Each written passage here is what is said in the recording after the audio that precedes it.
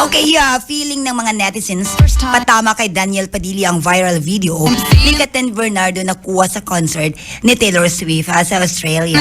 Pinusuan at nilike ng bonggang-bongga ng mga fans ni Kathryn ang kalat na ngayong video sa social media habang enjoy na nakikiparty sa Eras Tour ni Taylor sa Melbourne, Australia. Mapapanood ang kapamilya actress ang actress sa box office screen na feel na ang pagsabay sa hit song ng multi-awarded singer na We Are Never Ever Getting Back Together.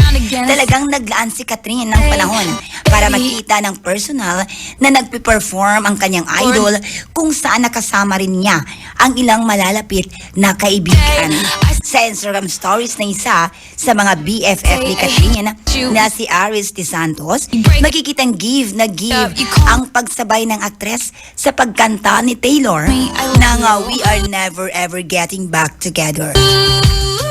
Narito, panoorin ang video clip ni Kathryn. Getting back together, we never, ever, ever.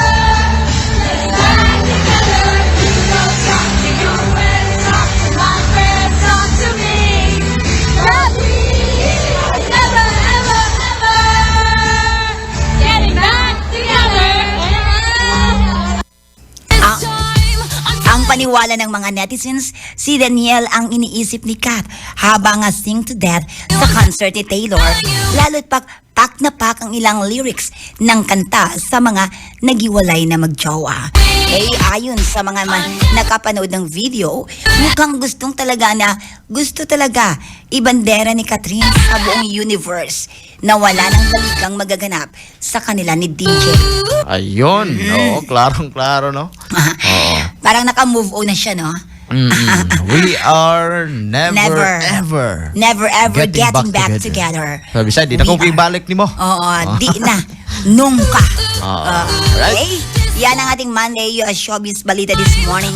And the Ate Len, ti amo, I love you.